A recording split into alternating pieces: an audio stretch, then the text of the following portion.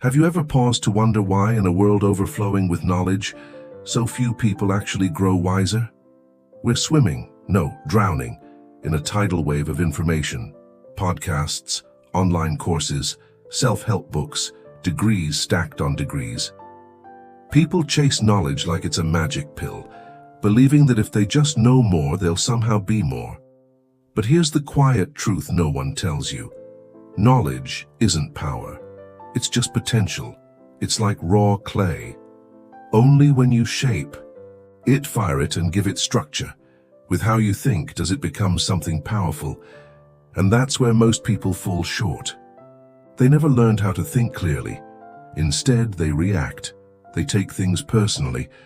They let life shove them from side to side like leaves tossed in the wind. Sound familiar? Now imagine something different. Imagine training your mind like a warrior prepares for battle, not with noise, but with stillness. Not with ego, but with clarity. That's the ancient path the Stoics walked thousands of years ago, and it's still the path that will set you apart from 90% of the world. Today, and in this video, I'm not giving you theory.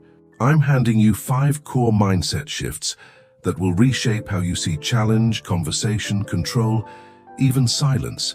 Each one is a rung on the ladder leading upward to a sharper mind, a calmer life, and a quietly unshakable strength. If you're ready, type it in the comments. I'm ready. And mean it, because this isn't something to half-watch while scrolling TikTok. Miss even 30 seconds, and you might miss your breakthrough. Let's begin with mindset shift. 1. Argue to understand, not to win. Let me ask you this. When was the last time you were in a disagreement, and instead of listening, your whole body started tensing up, preparing for battle? You already know the moment. Your jaw tightens. Your thoughts sharpen, but not to seek understanding, only to strike back. You're loading your mental gun with comebacks, facts, statistics, whatever will prove you're right. It's instinctive. It's what we've been taught. But here's the problem. When you argue to win, you stop listening. You stop learning, and you miss the deeper truth hidden in the noise. Most people treat conversation like a sport: score points, hit hard, win. But Stoicism teaches us something radically different. It teaches that real strength isn't loud, it's still, it's humble. It seeks to understand, not dominate.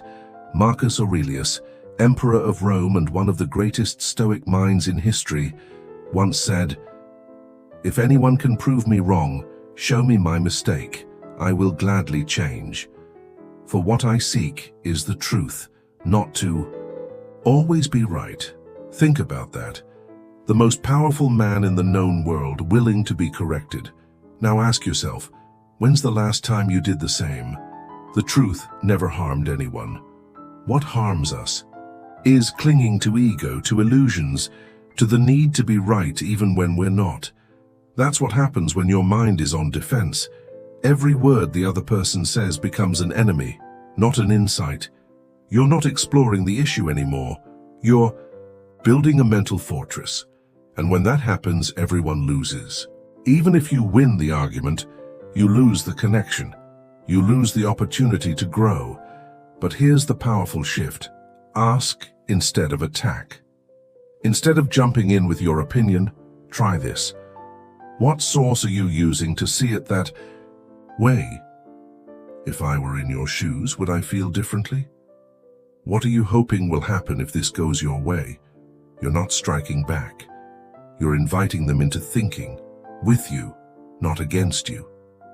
Want a real-world example? Chris Voss, former FBI lead hostage negotiator, saved lives not with shouting, but with silence, with presence, with questions. He didn't overpower, he invited reflection. And in doing so, he often helped captors unravel their own false narratives without a single bullet fired. That's the power of seeking truth instead of dominance, and guess what? You don't have to be in the FBI to use it. You can practice it today. In your next team meeting, in a tense family dinner, even in an online comment thread. Let me share another story. There was a boardroom meeting. A young director pitched a bold, unconventional marketing idea. The room buzzed with skepticism, silence, tension, and just when it felt like he'd be shut down, the senior executive leaned forward and simply asked, "If we raised the budget by 15%, would your strategy change?" That one question didn't silence the room. It opened it. Suddenly they weren't debating, they were collaborating. They found a new, more effective path. Together, no one won, but the team moved forward. And that's what real progress looks like. So the next time someone disagrees with you, don't react, don't attack, pause, breathe, observe, ask something thoughtful, and mean it, because understanding doesn't make you weak. It makes you unshakable.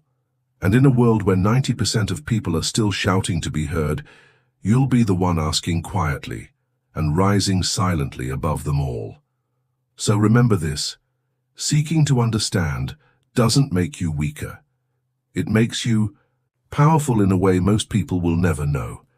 Turn your conversations into spaces of discovery, not battlegrounds for proving who's more right. That's how you sharpen your thinking. That's how you grow calmer in chaos. That's how you rise above the 90% still stuck arguing, defending, reacting.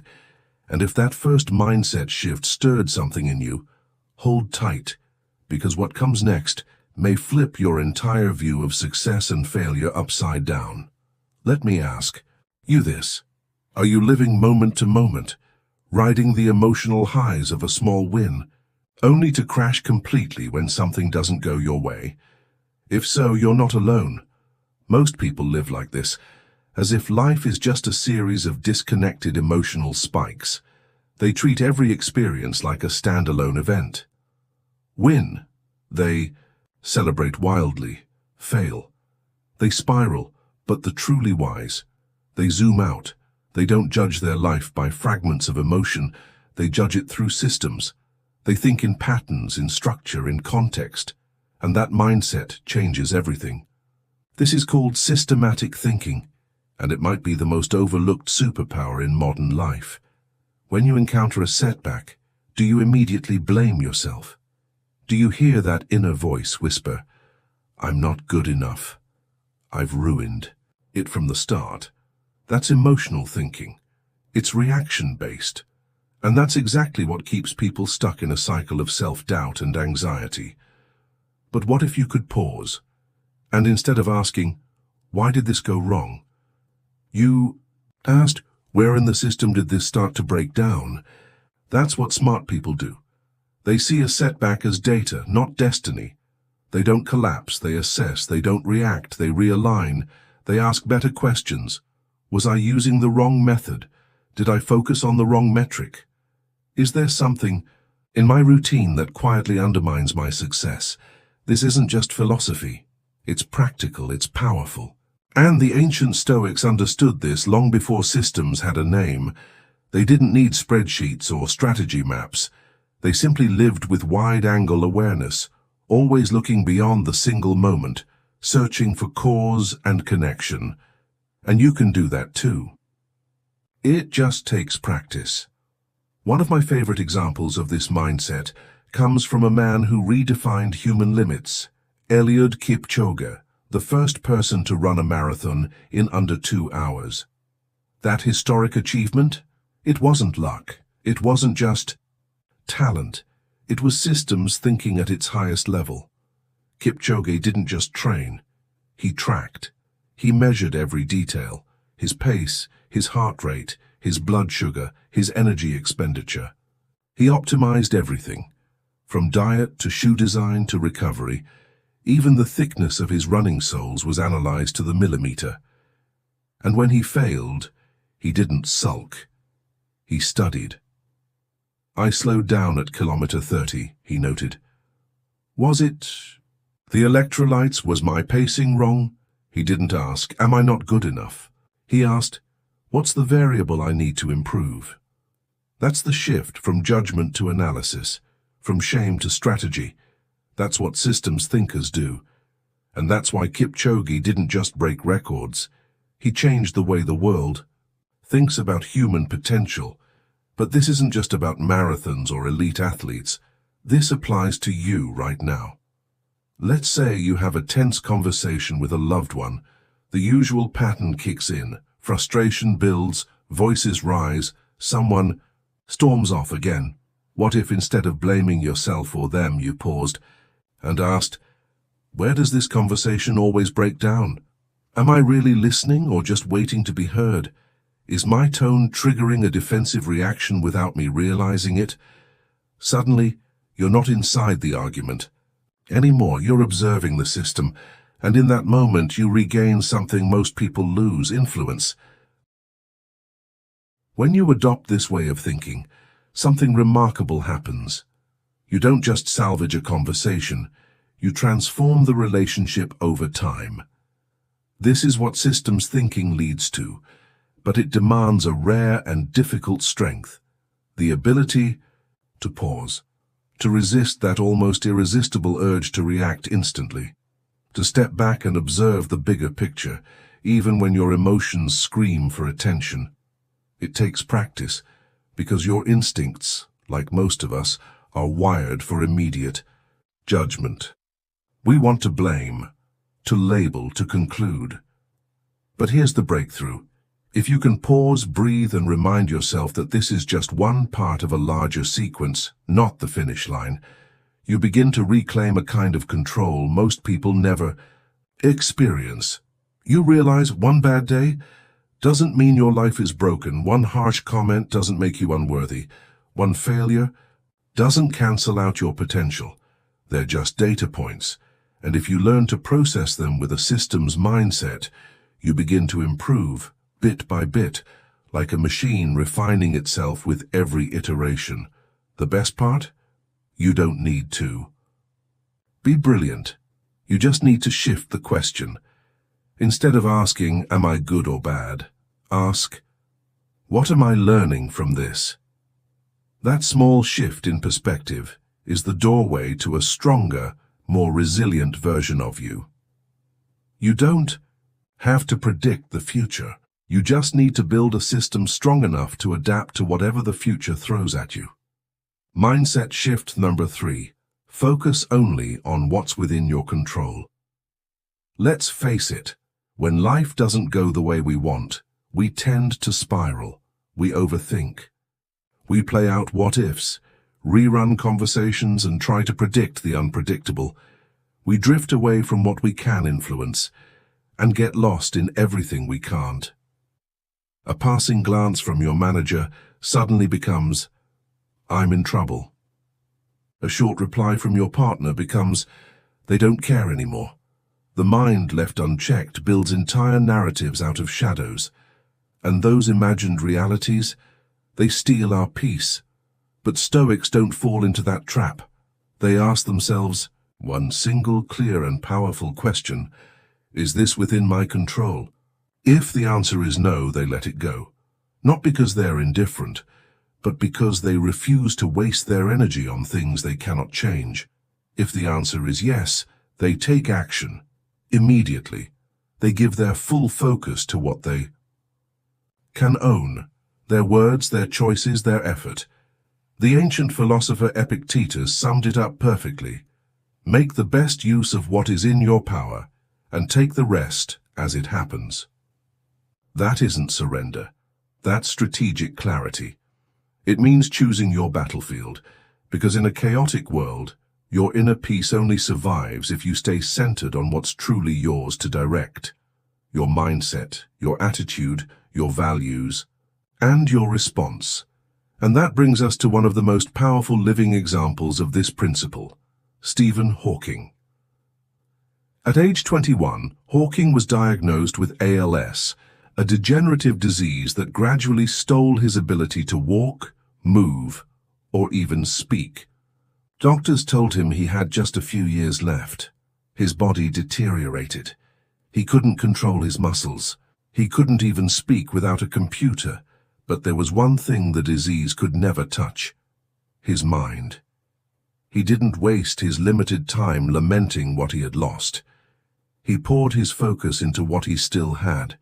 His thoughts, his curiosity, his purpose. He once said, "However difficult life may seem, there is always something you can do and succeed at." And he lived by that truth, changing the way humanity understands time, space, and the universe itself. I'll never forget the moment I saw him in real life. Back in 2008, I was a graduate student in urban planning in the UniSA Adelaide, South Australia. One day I walked into what I thought was just another lecture. A man in a wheelchair, immobile, silent, barely able to blink, was rolled in front of the classroom. He didn't speak. A machine did that for him. His body was still, but his mind was soaring. At the time, I didn't even know who he was. I didn't know I was witnessing a living genius. I just watched in silent awe.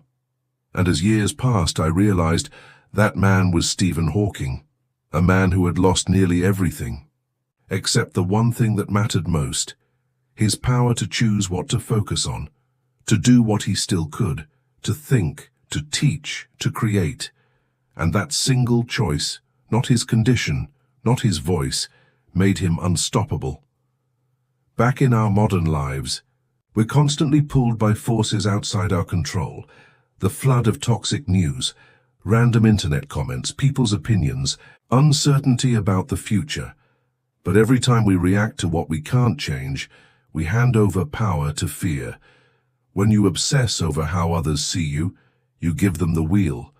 When you worry endlessly about what's coming next, you act as if nothing is guiding the universe. But here's the truth. Whatever higher power you believe in, it never asked you to control everything. It only asked one thing. Do your part. Think wisely. Act with purpose. Respond with strength. That's where your peace begins. That's where your real power lives. So the next time life feels like it's slipping beyond your grasp, pause.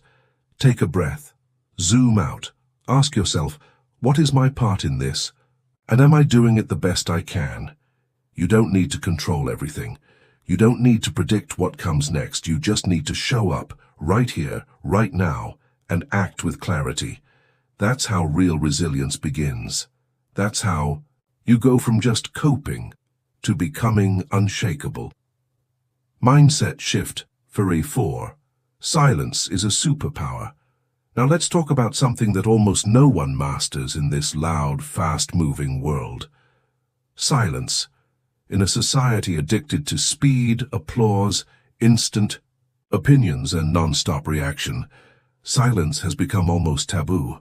Everyone wants to say more, post faster, and prove louder. But those who truly rise above, they've learned something rare. They know that silence isn't absence, it's power. Think about the last time you sat in silence with someone. Wasn't there a tension in the air, like you had to say something, anything to fill the gap?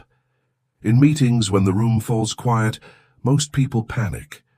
The insecure rush to speak, often blurting out half-formed thoughts just to avoid discomfort. But the wise, they hold the silence.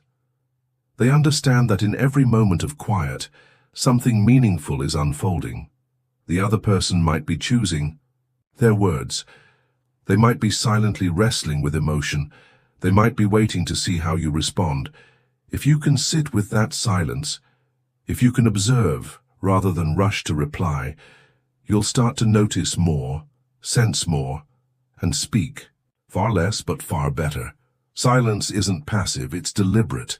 Like a rest in a piece of music, it's not nothing. It's where the melody breathes. When you stop speaking, you make space.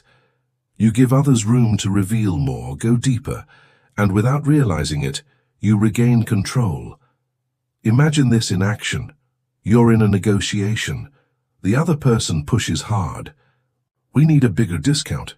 What do most people do? They defend, they explain, they push back, but you just sit still for 3 seconds, silent, and in that silence they fill the space. I mean, if we can't reduce the price, maybe you could include faster delivery. Boom, you said nothing. But the conversation shifted. That's the quiet leverage of stillness. Even Marcus Aurelius, Stoic Emperor of Rome, said, "The best answer to anger is silence." Because when emotions run hot, when you're hurt, offended, frustrated, your first impulse is to fire back. But that's also when you're most likely to say something you'll regret. Silence in those moments isn't suppression, it's recovery, a return to center. It's choosing to reclaim your breath, your distance, your clarity before offering any words. And silence isn't just useful in conflict, it's transformative in love. In parent-child moments, for example, silence speaks volumes. Sometimes a child can't express what hurts. They don't have the words or the courage. But when you stop pressing, stop interrogating, and simply sit beside them, with eyes full of quiet presence, that's when they open up. Not because you demanded answers, but because your silence made them feel safe. Wise people understand this. Silence creates space, and space reveals truth. And in the workplace, picture a heated team meeting. Everyone wants the last word. Everyone wants to be right. But the truly intelligent ones? They say little. They observe more. They let others talk, themselves in circles, repeating, contradicting, unraveling. Then, when the time is right, they speak, clearly, briefly, sharply, and the room goes quiet, not because they shouted, but because they didn't waste words. You see, silence isn't weakness. It's a form of inner composure. Only those who are secure, who aren't scrambling for approval, can remain silent in a noisy room without feeling exposed. Silence tells the world, I don't need to prove myself, I'm watching, and I'm choosing my moment. It's not about hiding, it's about timing.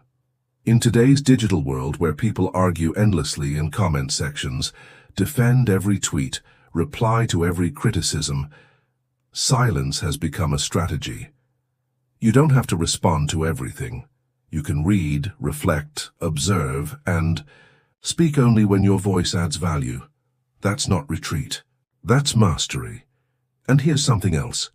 Silence is where real intelligence begins to form. When you're no longer fixated on what to say next, you finally notice the subtle things. The shift in someone's voice, their body language, their unspoken hesitation. These small, quiet details often tell you more than any argument ever could, and when you notice them, you respond better. You choose better. You lead better. Stoicism doesn't ask you to never speak. It asks you to speak with intention. It's not about constant silence. It's about selective silence, choosing when to observe, when to listen, and when to strike with precision. For the Stoic, silence is not retreat. It's recalibration.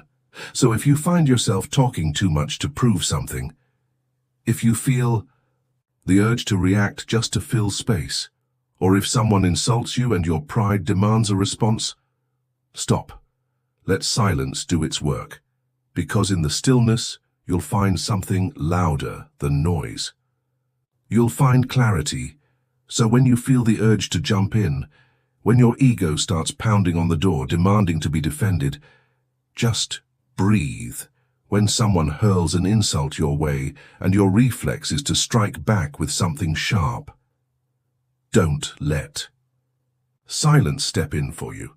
That's not giving up. That's a strategic pause, a quiet decision to take back control. Because in the noise of conflict, you can lose yourself. But in stillness, you can suddenly see clearly who's flailing and who's focused, who's merely reacting and who's choosing. Always remember, silence doesn't make you smaller. It makes you sharper. It's in that quiet space where your clearest, most powerful thoughts begin to grow. And for those who master this habit, silence becomes sacred ground, the place where true inner strength is born. Use silence as a tool, not as an empty space, but as a deliberate presence. And you'll notice something amazing. People start to listen to you, long before you even speak. Mindset shift number 5. Observe and be still. Instead of reacting hastily. We've all been there. Someone says something outrageous, offensive, or just plain absurd. You feel your pulse race, your jaw tighten, your thoughts sharpen into a retort. The urge to snap back, to throw a verbal punch is instant, and maybe you give in for a second. It feels like victory. You won. But what comes after? The weight of regret, a damaged relationship. That gnawing feeling you let yourself be dragged into something beneath you. Here's the truth. Reaction is instinct. Observation is power. And the thin line between those two is your choice to pause. A wise person isn't someone who feels no emotion. It's someone who refuses to let those emotions drive the wheel. They don't shout, they don't lash out, they stay quiet. They watch. They understand that reacting too fast gives your emotions control. But if you pause, even just a few seconds, you regain it. That's why Marcus Aurelius, the Stoic philosopher emperor, wrote, "If you are distressed by anything external, the pain is not due to the thing itself, but to your estimate of it. And this you have the power to revoke at any moment." Let that settle in. He's not denying pain, he's revealing its source, your perception. You're not hurt by the thing itself.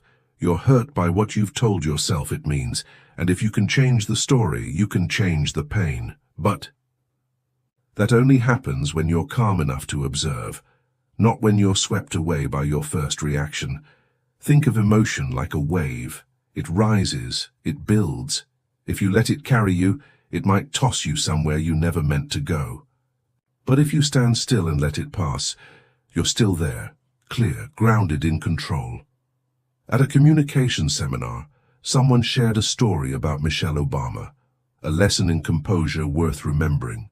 She was once harshly criticized by a politician on national TV. It was sharp, unfair, and very public. When asked why she didn't fire back, Michelle simply said, "When they go low, we go high." That wasn't silence from fear. It was silence rooted in power. She knew. If she stooped to their level, she'd betray her own values. And no insult was worth that price. That was intentional calm, not passivity. That was a woman who knew exactly who she was, and who refused to let noise shake her. And that's the gift of a pause. Whether it's a deep breath or silently counting from 1 to 5, that gap gives you room to think, to ask, is this really worth losing my calm over? What am I trying to protect? My pride or my principles? If I stay quiet, what do I actually lose? And almost always the answer is nothing. But what you gain, dignity, self-control, and often the relationship itself. Think back to the last time you lost your temper. Maybe it was an argument. Maybe it was an anonymous comment online. Maybe it was someone being needlessly rude. Now imagine if in that moment you had done nothing, said nothing, just paused. What would have changed? Maybe you would have caught the other person off guard. Maybe they would have reflected on their own behavior, or maybe you would have just saved yourself from being pulled into their chaos. That's Stoicism at its highest level. You don't react because someone else is emotional. You act because you've chosen your values. You don't let their aggression turn you aggressive. You don't let their negativity infect your spirit. You let silence protect your self-mastery. Where ordinary people see silence as weakness, the wise see it as a tactic, a shield, sometimes even a sword. Because silence, when used with intention, speaks louder than noise. It's the moment you decide, you don't control me. My reaction is mine. And in that moment, you rise above them, not through pride, but through discipline. That's how Stoics win, not by shouting, but by staying still and choosing to respond only when it matters most. So remember, the one who chooses silence is often the one who sees more, and the one who sees clearly is almost always the one in control.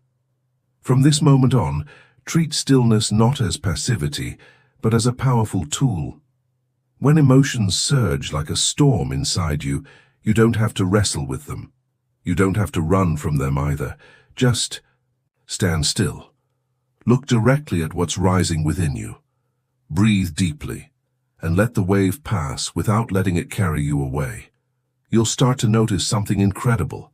Every time you resist the urge to react immediately, you put distance between yourself and the chaos. While most people lash out without thinking, you remain anchored. While others shout, you stay calm, grounded, unwavering. They spiral. You choose. Because that's the truth about self-mastery. You don't win by overpowering others. You win by outlasting your own impulses. Truly intelligent people don't outshout the room. They outlast the noise with calm resolve. They choose stillness over spectacle. They choose intention over impulse. And if you've made it this far, truly followed along, then you've already touched one of the hardest lessons of all. Self-control, in the exact moment when instinct screams for reaction. But there's still one more step, one final shift that will help you turn all of this, these lessons, this mindset, into something practical, something you can carry into everyday life. Because insight alone isn't enough. You need structure, you need clarity, you need a system. Let's bring it all together now. Mindset shift, number 6. Summarize thinking habits to stand out. Here's the truth. Most people don't fail because they lack intelligence. They fail because they don't know how to think, especially when it matters most. In a world that's loud, busy, and relentlessly fast-paced, those who rise above aren't the ones who know the most. They're the ones who know how to pause, how to respond, how to move with purpose. They've trained their minds to slow down when others speed up, to observe when others overreact, to ask the right questions, focus on what truly matters, and apply silence like a blade, sharp and strategic. These are the rare 10% who move forward while the rest stay stuck. They don't have more luck. They have better mental operations. So let's break it down one last time. Here are the habits that separate them from the crowd. First, pause. In the heat of offense, when you feel misunderstood or provoked, your brain's primitive survival system kicks in. That's instinct, but you have another choice. Take just a few seconds, a breath, a moment of silence, a tiny mental step backward. That pause is enough to regain your clarity, enough to keep you from being dragged into someone else's emotional storm. Smart people know not every provocation deserves a response. Not every fire needs your fuel. And inside that pause lies your next move. Second, ask. Ask to understand. Most people argue, deny, interrupt. Their goal is to win with words, not to understand. But the wise, they ask, why do you think that? Can you give me an example? What do you truly want out of this? These questions don't attack, they invite. And when you ask sincerely, defenses lower. Walls come down, and something far more valuable appears. Truth. Because when you ask instead of react, you build bridges. You move from conflict to clarity. Third, act on what's within your control. Don't waste your energy complaining about the unfairness of life or what others said or what went wrong. That kind of thinking keeps people stuck, spinning, bitter, drained. The disciplined mind doesn't ask, why is this happening to me? It asks, what can I do from here? It shifts from emotion to execution, from spiraling to strategy. You only get 24 hours each day. And the ones who stand out are the ones who use those hours to build what they can control, not worry about what they can't. That's the difference between motion and momentum. That's how growth happens. And finally, embrace silence. This might be the most overlooked, yet most potent skill of all. Silence is not weakness.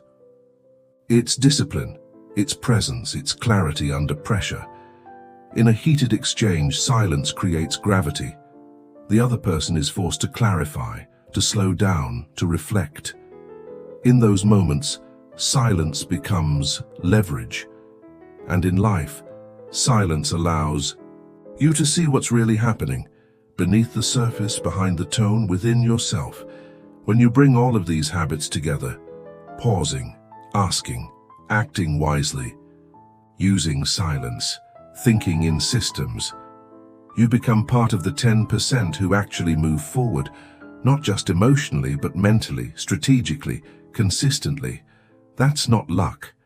That's the power of choosing how to think. Everything we've explored, pausing, asking, acting wisely, embracing silence and zooming out, leads to one powerful idea: systemic thinking. And in that very silence, something begins to grow, a quiet kind of power. When you choose to stay silent, you're not withholding words. You're creating space. And in that space, something interesting happens. People feel compelled to speak. They rush to fill the silence, and in doing so, they often reveal their true thoughts, their intentions, or even the flaws in their logic. Because silence, when used with intention, is not retreat, it's strategy. It's how the Stoics controlled the energy in the room, observed more deeply, and influenced without even raising their voice. From that silence, they took one step further. Zooming out. Wise people don't define life based on a single failure or moment of success. They view every situation as data. Just one dot in a long line of experiences. They don't panic when things go wrong. They don't get drunk on victory either, because they know nothing happens randomly. Every result is part of a larger system of repeated intentional actions. They don't attach emotion to every event. As Epictetus said, we suffer not from the events in our lives, but from our judgment about them. And when you truly understand this, you stop reacting. You start watching, you start thinking, you start choosing. Your mind becomes like a still lake, untouched by every pebble that falls. And when you combine all 5 tools, pause, ask, act, embrace silence, zoom out, you are no longer reacting to the world, you are navigating it by design. Here, intelligence is not about IQ or how many books you've read. It's about the ability to choose the right response at the moment it matters most. You don't have to be a genius to stand out. You just need clear thinking, emotional discipline, and wise action. Practice these 5 habits every day. You'll find yourself becoming calmer, sharper, and most importantly, moving forward in a world that's always trying to pull you off course, because you don't need to shout to be heard. Just know when to stay silent, when to ask the right questions, and when to act with intention, and the world will pay attention. You've just spent over 40 minutes exploring mindset shifts that can reshape your life. No noise, no hype, just depth of thought and the silence of true strength. If there was even one moment in this video that made you pause, if one line spoke to something deep inside you, then you're not alone. Here at STOIC HAVENWAY, we don't just share philosophy, we create a sanctuary, a place for minds seeking calm in a chaotic world. Subscribe now, so the next time life feels overwhelming, you'll know where to return. Live deeply, stay silent when needed, and think like someone building their future with intention.